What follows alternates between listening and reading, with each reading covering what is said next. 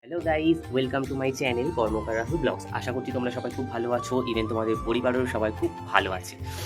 তো আজকে যাচ্ছি রিসেন্ট ভাইরাল হওয়া একটা মন্দির, মা শ্যামসুন্দরী কালী মন্দির, যেটা মানিকতলায় রয়েছে, মানিকতলা সুকিয়া স্ট্রিটে। তো সেখানেই আজকে যাব আর তোমাদেরকে দেখাবো কীভাবে যেতে হয় কি না।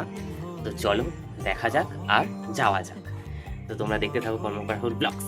চলো, তোমরা যেখানেই থাকো না কেন সেখান থেকে এসে তোমরা মানিকতলাতেই নামবে, আর মানিকতলাতে না নামলে পরের স্টপেজ সুকিয়া স্ট্রিটে নামতে পারো। ওখান থেকে নেমে তার অপোজিটে একটা গলি দেখবে, যেই গলিটা সোজা চলে যাচ্ছে মায়ের মন্দিরের দিকে। তো বাইরে থেকে তোমরা অবশ্যই ডালা কিনে নিয়ে যাবে, এখানে 50 টাকা করে ডালা পাওয়া যায়। ইভেন এখানে সব কিছুই থাকে। আর এখানকার মায়ের সবথেকে পছন্দের খাবার হলো চাল আর কলা, যেহেতু চালটা দিয়ে এখানে ভোগ রান্না করা হয়। তো এই দুটো কিন্তু অবশ্যই নিতেই হবে। আর একটা পদ্ম দেবে, যেটা তোমরা হাতে করে রেখে দেবে, কারণ ওটা অঞ্জলির সময় দিতে হয়। কারণ আমি জানতাম না যে ওখানে অঞ্জলি হবে, তবুও আমি না খেয়ে দিয়ে গেছি। আর হ্যাঁ, অবশ্যই আমি কিন্তু অঞ্জলিটা দিতে পেরেছি। তো তো সবাই এখানে বসেছি কখন আরতি হবে। তো সবার আগে মায়ের ভোগ আরতি হবে, মায়ের ভোগ আসলে ভোগে আরতি হবে, তারপরে অঞ্জলি হবে, তারপরে মায়ের আরতি হবে। তো আরতি হয়ে যাওয়ার পর সবাইকে কিন্তু ওখানে বসিয়ে খিচুড়ি আর যা যা আছে প্রসাদে সব কিছুই খাওয়ানো হয়। আমরা যে চালটা দিলাম সেই চালের ওপরই বেস করেই রান্না করে সে ভোগ আরতিটা করা হয়। তো মায়ের একটা ছোট্ট একটা ভোগ আরতি ভিডিও করেছি, এটা তোমাদের জন্য দেখো।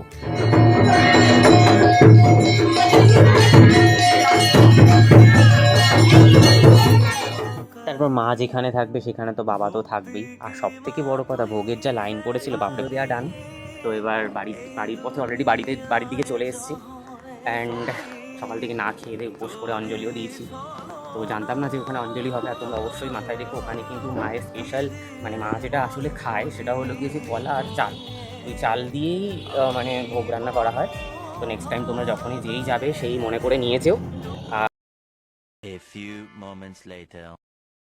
আজকে হলো মঙ্গলবার, আর মঙ্গলবার মানেই তোমরা সবাই জানো বজরংবলির বার।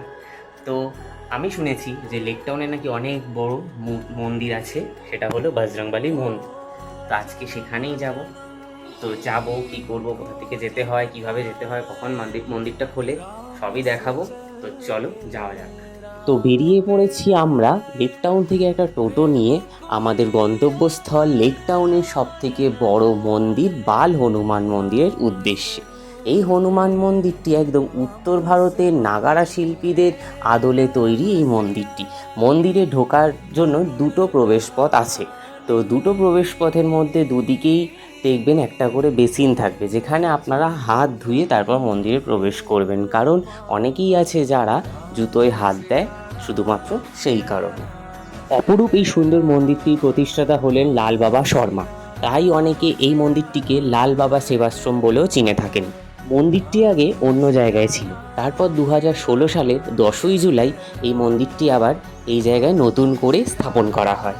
মন্দিরটিতে প্রবেশের সময় হলো সকাল 6টা থেকে দুপুর 1টা, আর বিকেল 4:30 থেকে রাত্রি 9টা পর্যন্ত মন্দিরটি খোলা থাকে। মন্দিরের ভিতরে 3টি গর্ভগৃহ রয়েছে। এক পাশে রয়েছে বাল হনুমানের অনেক রকম ছবি, আর মধ্য গর্ভগৃহে রয়েছে স্বয়ং বাল হনুমান, রাম, সীতা সবাই। আর তৃতীয় গর্ভগৃহে রয়েছে আমাদের ভগবান শিব। এখানে করছি, আর সবাই অবশ্যই মনে রাখবে যে বজরংবলীকে 4বার প্রদক্ষিণ করতেই হবে, এটা নাকি ওই মন্দিরের নিয়ম। তো তোমরা অবশ্যই পুজোটা দেওয়ার পর 4বার প্রদক্ষিণ করো। আর হ্যাঁ, মঙ্গলবার শনিবার করে খুবই ভিড় থাকে, তো চেষ্টা করবো ওই দুদিনই যাওয়ার। তো ততদিনের জন্য দেখতে থাকো Karmakar Rahul vlogs. Like, comment, share অবশ্যই করো, আর ভুল হলে আমাকে কমেন্টে জানিও। তো টাটা।